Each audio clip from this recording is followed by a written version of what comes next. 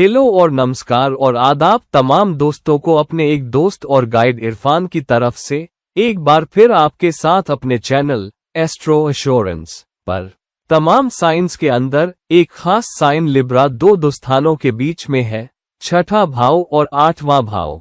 आपका लग्न जो भी होगा, सातवां भाव और सातवां साइन छठे भाव और आठवें भाव के बीच में होगा। अब इस खास भाव का क्या मतलब है, यानी सातवां भाव, और कि ये सातवें भाव का साइन छठे भाव और आठवें भाव के बीच में है, तो इसका मतलब क्या है, इसकी सूरत ए हाल क्या है, इसका गहरा मतलब क्या है और हम इससे कैसे निपटें। तो यहाँ सबसे पहले लिब्रा वो साइन है जो कलपुरुष कुंडली में सातवां साइन है और इसलिए लिब्रा छठे भाव और आठवें भाव के बीच में है। तो छठे भाव और आठवें भाव के बीच होने के नेचुरल टेंडेंसीज लिब्रा साइन की पहचान है। अब लग्न बदल सकता है और इस बुनियाद पर अलग अलग साइन भी सातवें भाव में आ सकते हैं और फिर वो खास साइन छठे भाव और आठवें भाव के बीच हो सकता है। लेकिन कलपुरुष कुंडली में छठे भाव और आठवें भाव के बीच होने के जो नेचुरल टेंडेंसीज और नेचुरल मैनिफेस्टेशन है, वो लिब्रा साइन के हैं, यानी तुला साइन के। तो इसका गहरा मतलब क्या है? सबसे पहले छठे भाव और आठवें भाव का गहरा मतलब ये है कि छठा भाव लग्न से छठा है लेकिन सातवें भाव और लिब्रा साइन से 12वां है, और दूसरी तरफ आठवां भाव लग्न से आठवां है लेकिन सातवें भाव और लिब्रा साइन से दूसरा है। इसका मतलब ये हुआ कि किसी भी भाव से 12वां भाव उस भाव का नुकसान होता है और किसी भी भाव से छठा भाव उस भाव के लिए चैलेंजेस, इश्यूज, कंपटीशन, बीमारियां, उथल पुथल और छोटे मोटे हादसे ला सकता है। तो छठा भाव इस वजह से कि वो लग्न से छठा है और सातवें भाव या लिब्रा साइन से 12वां है, एक मैल्फिक भाव है और मुश्किलें लाने वाला भाव है। आठवें भाव से जो मुश्किलें आती हैं, वो अचानक उथल पुथल, अचानक रुकावटें और अचानक चैलेंजेस होती है। लेकिन उस वक्त हम अचानक आठवें भाव की एनर्जी से घिर सकते हैं। अचानक चैलेंज आता है, तुम उसे हैंडल करते हो, कुछ पैसे देते हो, डॉक्टर के पास जाते हो, एक्सपर्ट्स या प्रोफेशनल्स की मदद से उसका इलाज करते हो और कुछ हद तक फिर अपने पांव पर खड़े हो जाते हो। लेकिन छठा भाव उन गहरी छुपी हुई सीक्रेट्स का, गहरे छुपे हुए मैनिफेस्टेशन का, गहरी छुपी हुई दुश्मन ताकतों का भाव है जो तुम्हारी पीठ पीछे काम कर रही होती है, और उन पुरानी बीमारियों का भाव है जो तुम्हें कमजोर करती है, तुम्हें असर करती है, तुम्हारी सेहत को नुकसान पहुंचाती है, तुम्हारी इंद्रियों को नुकसान पहुंचाती है और तुम्हारे रिश्तों को नुकसान पहुंचाती है। इस वजह से कि ये सातवें साइन लिब्रा से 12वां है जो रिश्तों का साइन है, और इस तरह छठे भाव का मैनिफेस्टेशन गहरा होता है, पुराने लेवल पर होता है और बहुत लंबे समय तक चलता है, और उसका इमोशनल बोझ और दुश्मनों का बोझ और मैल्फिक बोझ कभी कभी तुम जिंदगी भर उठाते हो। तो लिब्रा ही वो साइन क्यों है जो छठे भाव और आठवें भाव के बीच में है? सीधा सा मतलब ये कि छठे भाव का मतलब है कि वो सर्विस का भाव है।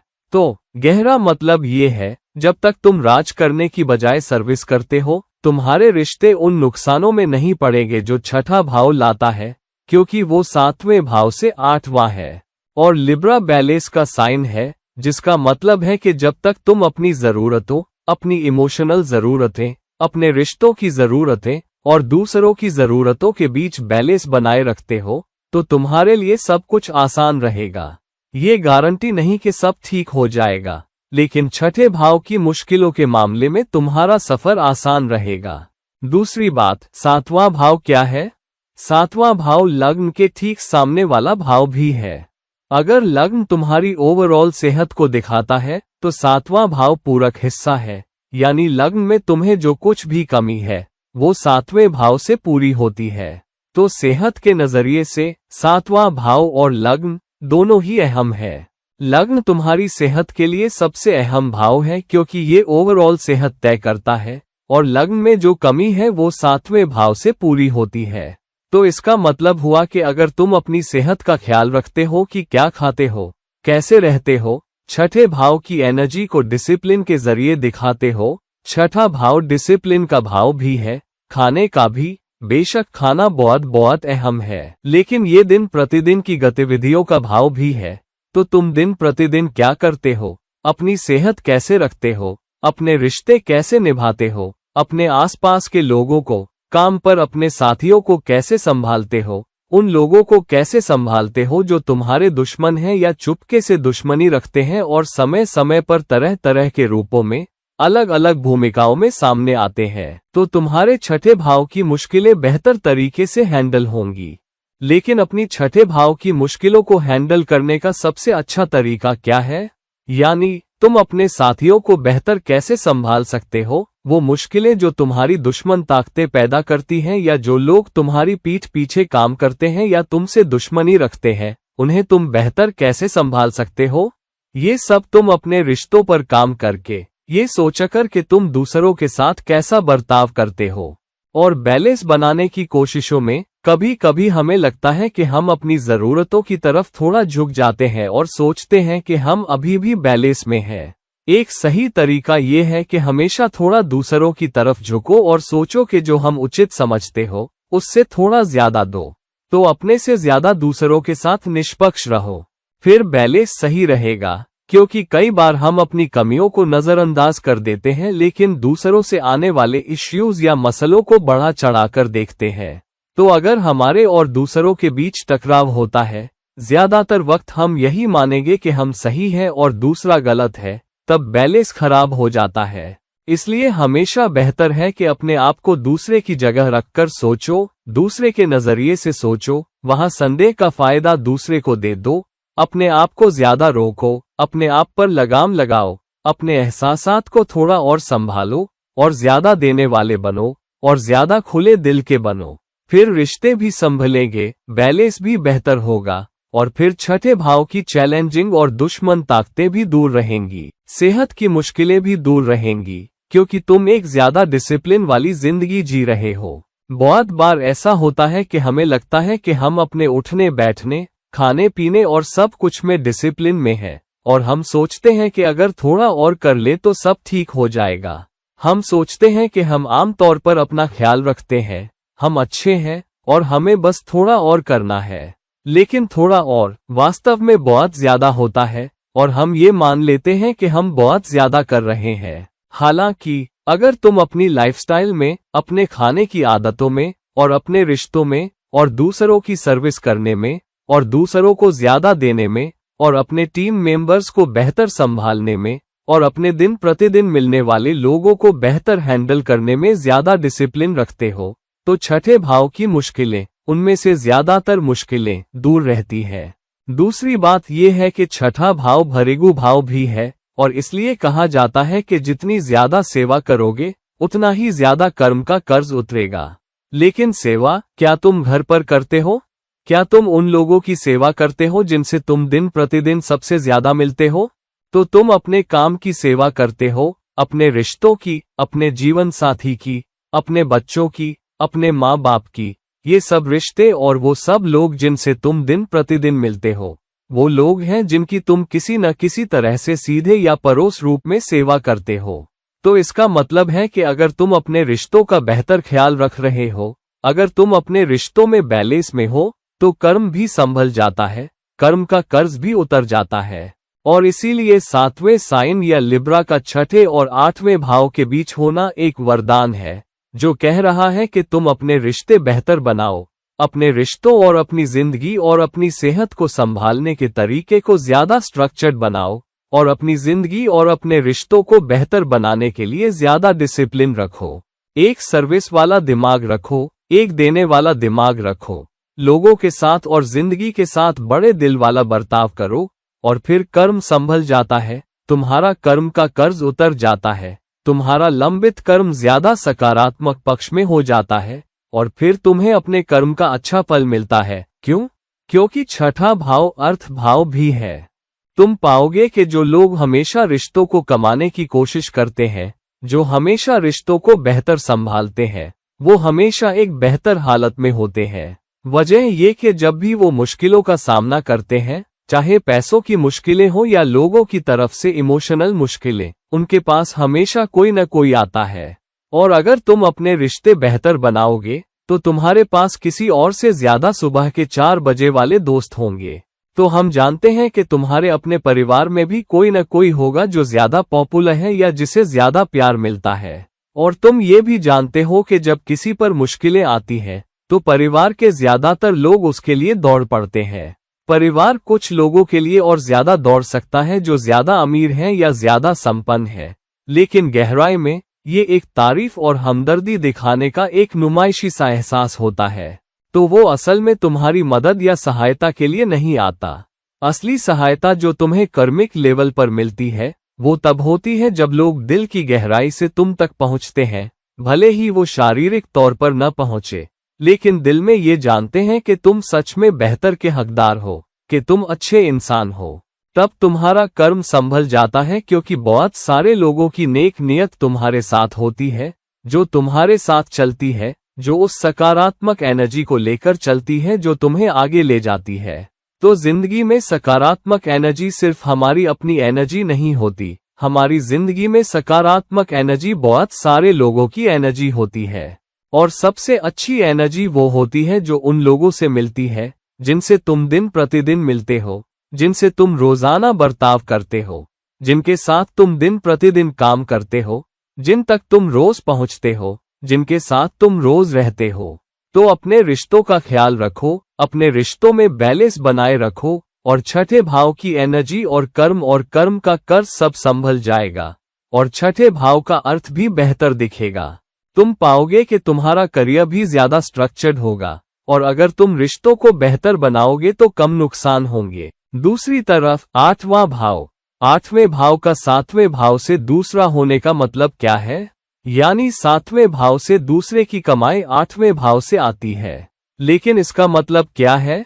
इसका मतलब है कि 8वें भाव से जो रुकावटें, उथल पुथल, चैलेंजेस, अचानक इश्यूज, अचानक नुकसान आते हैं, वो उस वक्त बेहतर संभल जाएंगे जब तुम अपने रिश्तों को बेहतर बनाओगे, क्योंकि कमाई 7वें भाव से आती है। यानी तुम्हारी सबसे मुश्किल जरूरत के वक्त, तुम्हारे सबसे अचानक चैलेंज के वक्त, जो लोग सबसे पहले तुम्हारी मदद को दौड़ेंगे, वो रिश्ते होंगे जिन्हें तुमने बेहतर बनाया है, वो रिश्ते जिनकी तुमने बेहतर सेवा की है।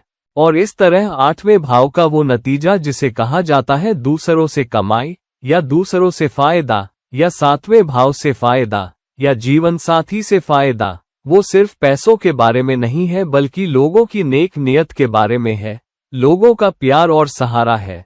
और वो लोग जो तुम्हारी मदद और सहायता के लिए आते हैं उन सबसे मुश्किल मसलों में जिनका तुम्हें जिंदगी में सामना करना पड़ सकता है। और 8वां भाव मोक्ष का भाव भी है।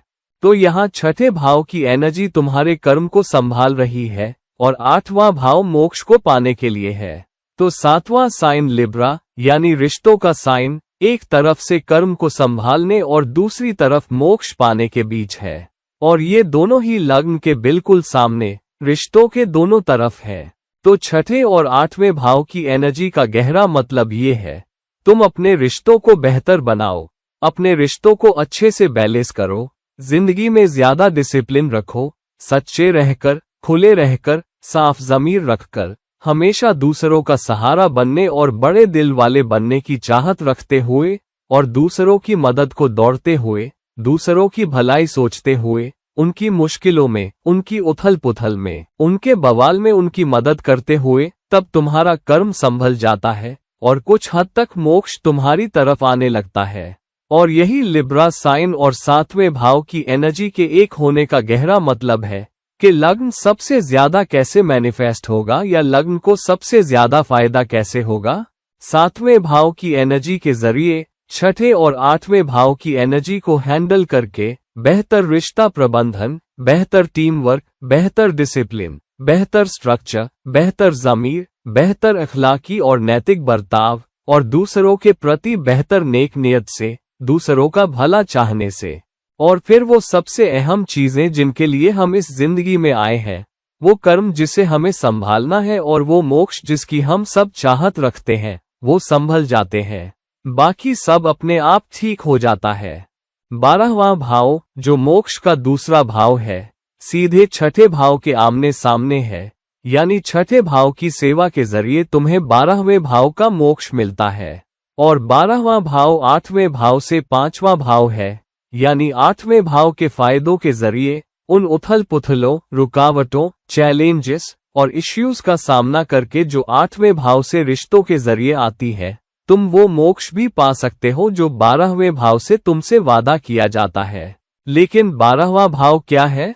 12वां भाव त्यागने का है और दूसरों के लिए ज्यादा करने का है। तो जब भी तुम्हारी जिंदगी में दूसरों के लिए ज्यादा करने का, दूसरों के लिए त्याग करने का, दूसरों के लिए अपनी चीज छोड़ने का नजरिया होता है और तुम लोगों की उनकी मुश्किलों में, उनकी बाधाओं में, उनकी मदद के लिए दौड़ते हो, तो कर्म और मोक्ष दोनों ही अच्छे से संभल जाते हैं और तुम उस तरफ बढ़ते हो। और इसीलिए लग्न 12वें भाव से दूसरा भाव है, यानी 12वें भाव का फायदा लग्न से आता है। मतलब तुम जिंदगी को कैसे देखते हो, रिश्तों को कैसे देखते हो, चैलेंजेस, मसलों और जिंदगी को कैसे देखते हो, दुश्मन ताकतों का जिंदगी में कैसे सामना करते हो।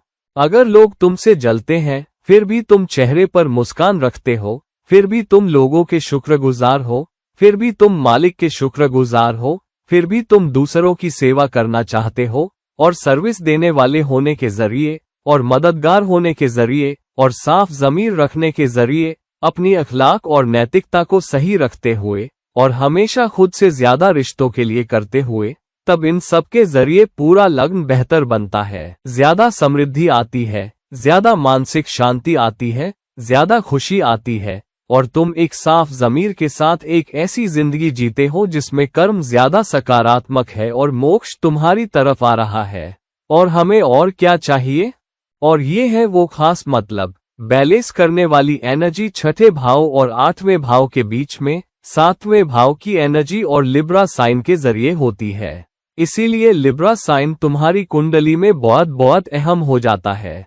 तो वो जहां भी रखा है, उन रिश्तों का, उस भाव के मैनिफेस्टेशन का खास ख्याल रखो और तुम पाओगे कि लग्न की ओवरऑल एनर्जी, पूरी कुंडली की ओवरऑल एनर्जी ज्यादा सकारात्मक होगी। तुम्हारी जिंदगी में ज्यादा बैलेंस होगा और तुम ज्यादा रिश्ते कमाओगे और उसके जरिए तुम हर क्षेत्र में, हर पहलू में कुल मिलाकर फायदा उठाओगे। तो दोस्तों, देखो कि तुम्हारी कुंडली में तुला राशि कहाँ बैठी है और कि तुम अपने रिश्तों के साथ सच्चे हो, कि तुम बैलेंस वाली जिंदगी जी रहे हो और कि तुम अपने कर्म और अपने मोक्ष दोनों को अच्छे से दिखा पा रहे हो। तो इस वीडियो को लाइक करो, इस वीडियो को शेयर करो और अगर तुम मुझसे कोई पर्सनल कंसल्टेशन चाहते हो तो कृपया नीचे दिए गए लिंक्स पर मुझसे संपर्क करो। किसी और टाइम पर किसी और वीडियो के साथ ये रहे तुम्हारे दोस्त और गाइड इरफान, साइनिंग ऑफ। नमस्कार।